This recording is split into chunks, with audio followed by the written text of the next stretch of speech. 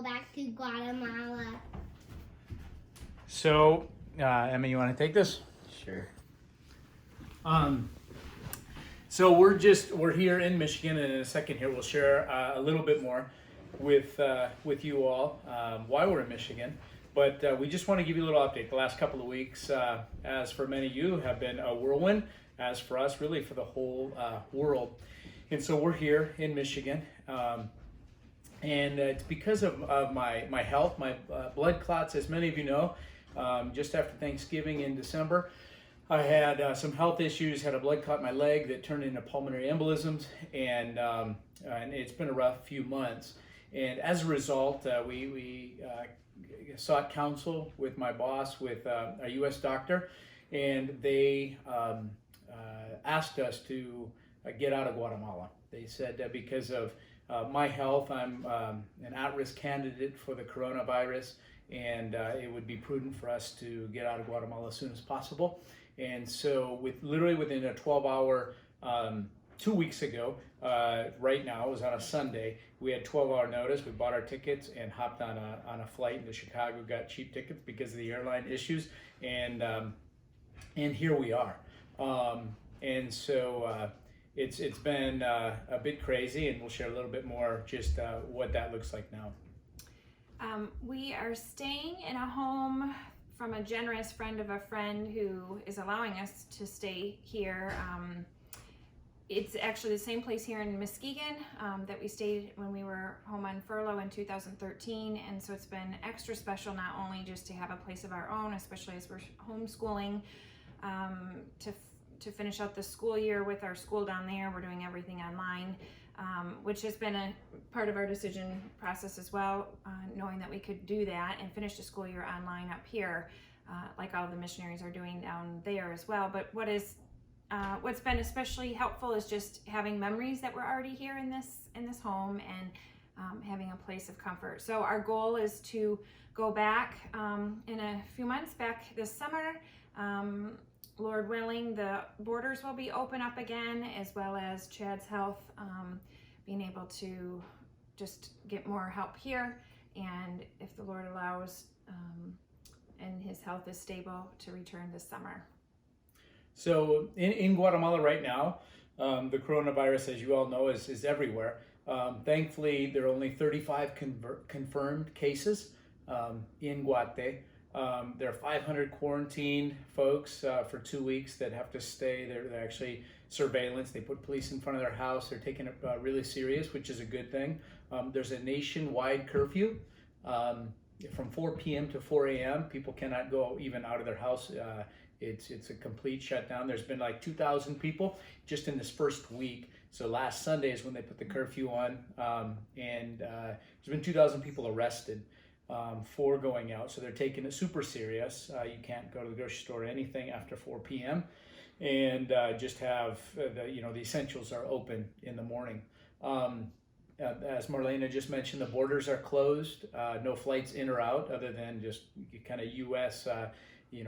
Rescue flights to get American citizens out. There are no flights, and they've extended that through April 12th at this point. More than likely longer, but at this point, 2 more weeks for that. Schools are closed indefinitely, and that's one of the things that made it a little easier on us making this decision. So the kids are learning online, their teachers are posting stuff, and our 5 kids are kind of doing a hybrid of a homeschool here. Google Classroom, yeah.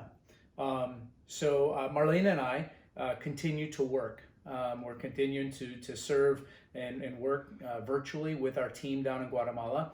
The whole country's on lockdown, so it looks a bit different right now. And so even as a team, we are figuring out how to best do that. How do we serve the churches, the committees that are caring for the vulnerable families, the single mothers, and so we're in process. That's one of the reasons that this is coming to you a couple of weeks after.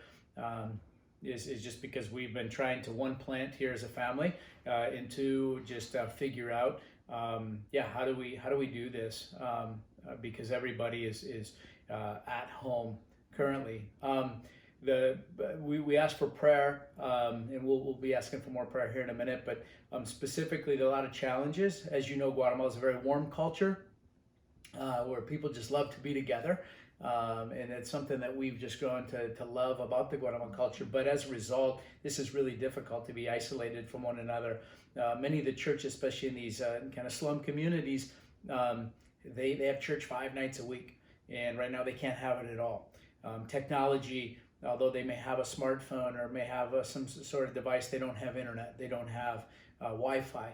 So for many of them, for some of the pastors are able to do online stuff, but many of their congregates are not able to get that because they don't have the economy to be able to afford that. So it's just presented a lot of problems. Additionally, 70% of the workforce in Guatemala is informal work.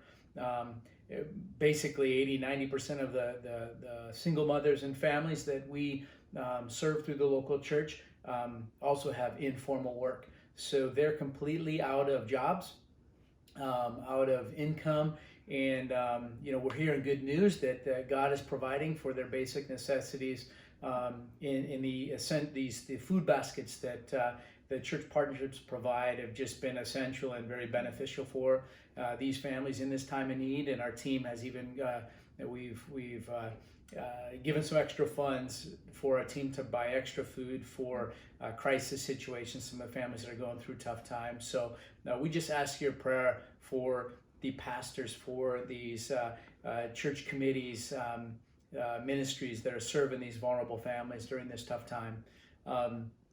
It's difficult, and as you can imagine, it's difficult for us. But to live in just dire need already, and then be presented with this, it is even more difficult.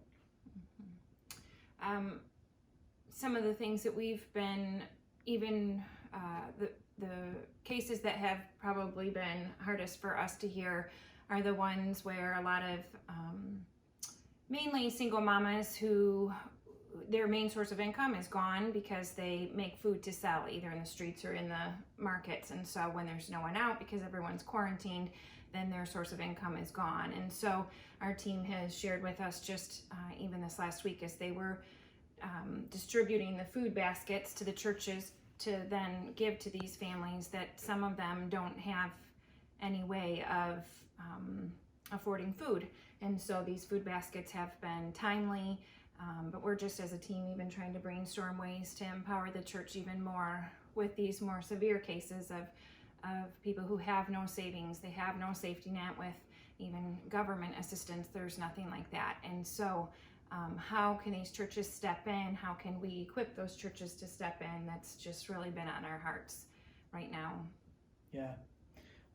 We would just then ask for you to pray. Number one, pray for wisdom and discernment. Just as a team, how do we morph and change during this difficult time to better serve the churches and their families? And God has really has been helping us. We just pray that you would give us, that God would give us just the wisdom that we need to meet the needs for this time.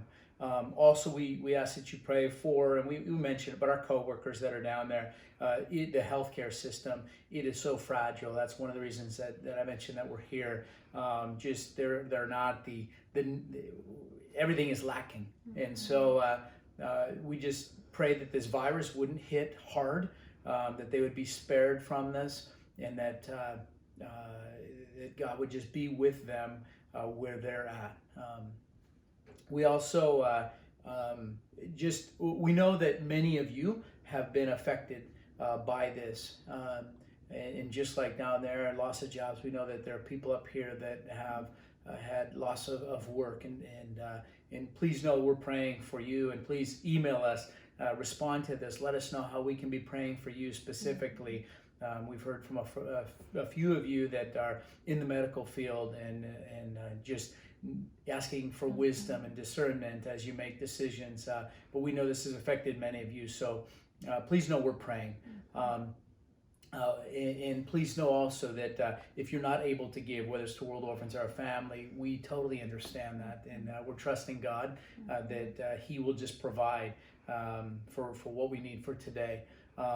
But for some of you, many of you really continue to give and continue to support us and our family and in the ministry in Guatemala, and we thank you for that. Thank you for your generosity during this time, and we just are trusting God with you for His provisions for today. And so we love you all. We thank you so much for your faithful support over the last 12 years, and just pray with us as we just pray that God would continue to proclaim His name, that He would receive all the glory. It's amazing to see, and we know there's been countless stories of just how God is calling us back to Himself. I think we've seen it on a micro level in our own little family, but just heard stories within our own little world, as well as on the macro level. You know, even our president of Guatemala is calling the people. Last Saturday, he called the people to fast and pray. So just amazing to see how God is using this. So let's just continue to pray together and trust Him that He's in control and He's worthy. And so, any last things? No, just that we're praying and very grateful for your friendship and prayers, and know that you continue to be on our hearts and minds as well. And yeah, we're in this all together. So we'll be in touch. Hopefully, like Sam said at the beginning, we'll get to see you. So as soon as the lockdown is over, we hope that we'll be able to just get together, have coffee, catch up before we head back to Guatemala. So blessings. Love you all.